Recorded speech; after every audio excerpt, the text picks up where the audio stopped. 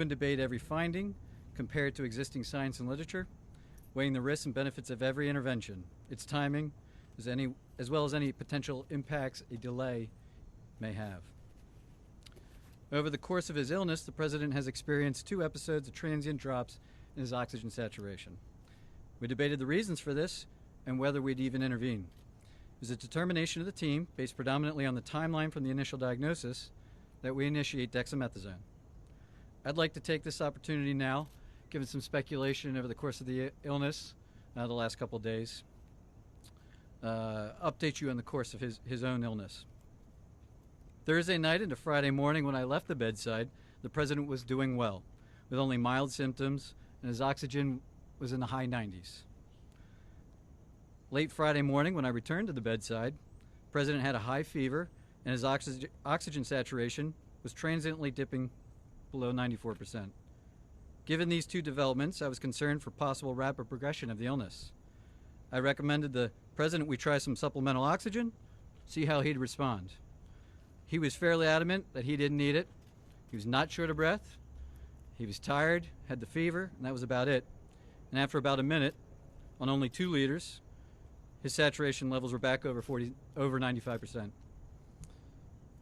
Stayed on that for about an hour, maybe, and it was off and gone. Later that day, by the time the team here was at the bedside, the President had been up out of bed, moving about the residence with only mild symptoms. Despite this, everyone agreed the best course of action was to move to Walter Reed for a more thorough evaluation and monitoring. Now I'd like to invite up Dr. Dooley to discuss the current plan.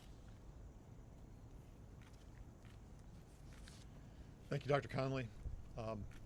Before I begin a brief clinical update on the President's condition, I do want to reiterate my comments from yesterday regarding how proud I am to be a part of this multidisciplinary, multi-institutional team of clinical professionals behind me, and what an honor it is to care for the President here at Walter Reed National Military Medical Center. Regarding his clinical status, the patient continues to improve. He has remained without fever since Friday morning. His vital signs are stable. From a pulmonary standpoint, he remains on room air this morning and is not complaining of shortness of breath or other significant respiratory symptoms.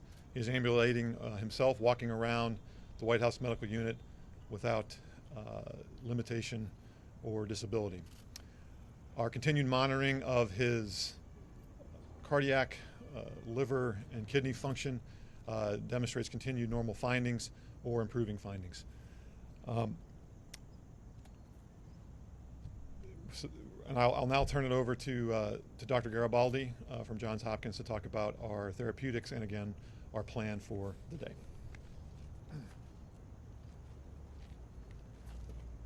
Thank you, Dr. Dooley, and I just wanted to again reiterate what an honor and a privilege it is to take care of the President, but to be part of such a talented and multidisciplinary team here at Walter Reed. The President yesterday evening completed his 2nd dose of remdesivir.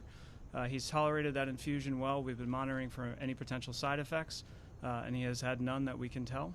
His liver and kidney function have remained normal, and we continue to plan to use a 5-day course of remdesivir. In response to transient low oxygen levels, as Dr. Conley has discussed, we did initiate dexamethasone therapy, and he received his 1st dose of that yesterday, and our plan is to continue that for the time being.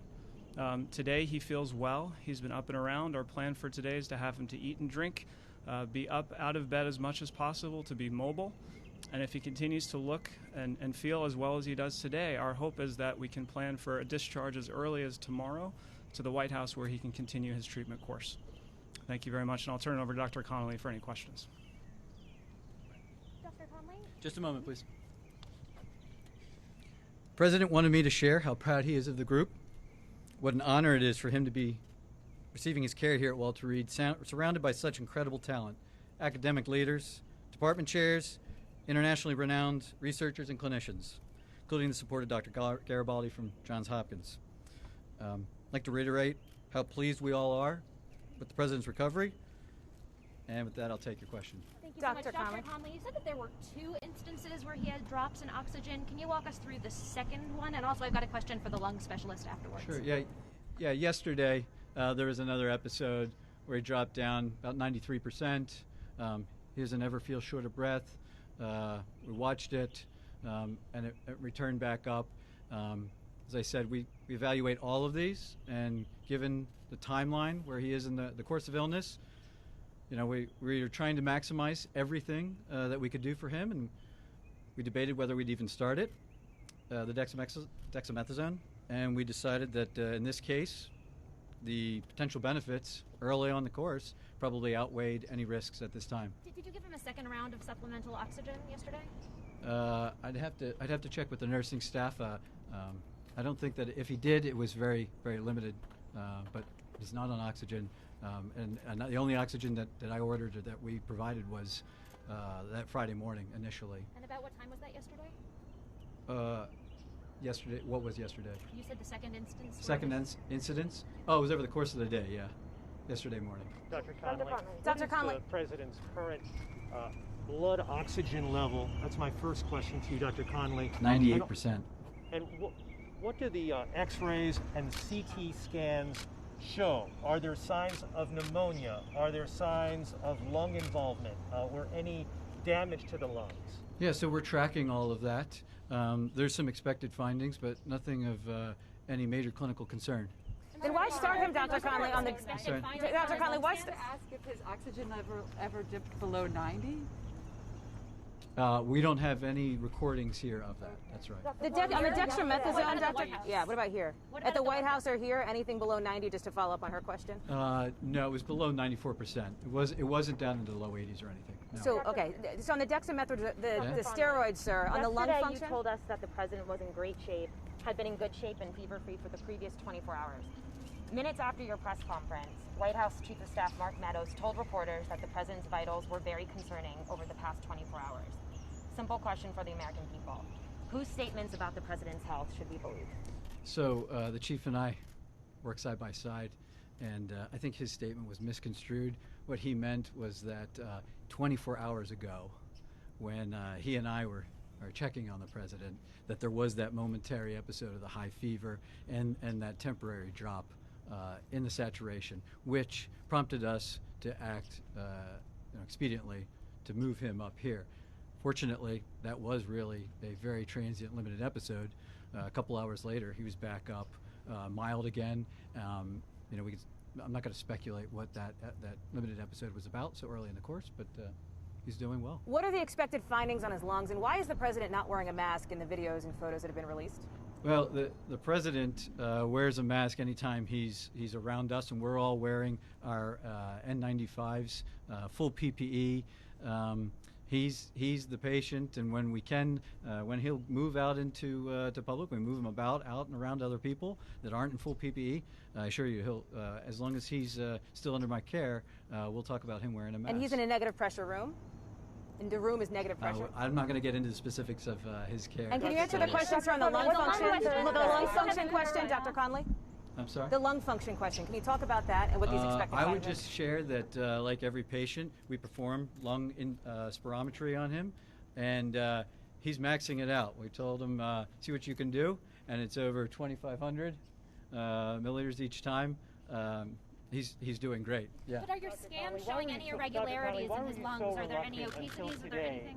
To disclose that the president had been administered oxygen. It's a good question. Thank you. I was trying to reflect the upbeat attitude that the team, the president, that his course of illness has had. I didn't want to give any information that might steer the course of illness in another direction, and in doing so, it came off that we were trying to hide something, which wasn't necessarily true. So here I have it. He is the fact of the matter is that he's doing really well. He is responding, and as the team said, if everything continues to go well, we're going to start discharge planning back to the White House. That's it. Thank you, folks. Dr. Conley, on his What lung about scans. This is again, you did this yesterday. Can you please explain what you found on his lung scans? Hey, Chief, you want to Clarify? chat?